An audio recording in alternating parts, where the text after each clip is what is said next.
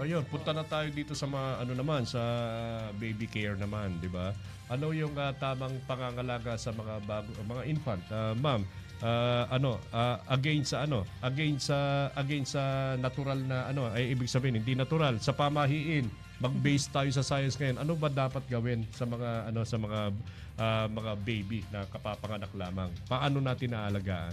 Siyempre po yung in terms naman po sa baby, mas maganda rin pong ipa-check sa pedya po natin, no? Para maturuan sila nung tamang Pedya naman 'yon. yes po, Pedya na 'yon. pag-care, para pag tama po ring paglinis nung umbilical cord, yung sa cord care po, at saka po yung nga po yung mga iba pa pong ginagawa, yung pagpapaaraw po ni baby para mabigyan din po sila Kailangan ng 'yon, tamang kailangan 'yon. Yung vitamins. pagpapaaraw. Opo. Oo. Ayun yun. Ano po, so importante yan mga nanay, lalong-lalo yung mga nanganganay, yung mga bago pa lang Bago pong mga panganak. ma'am.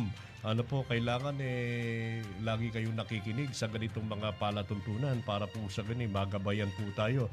Napaka-importante na maalagaan natin ng tama itong ating pong mga anak para po sa gayon ay sila, manatili po silang malakas at matupad natin ang mga pangarap po natin para po sa ating pong mga anak. Ano po, kaya lagi po kayong makipag-ugnayan. Ano po, kina Dr. Christine Marie Briones Kabilangan.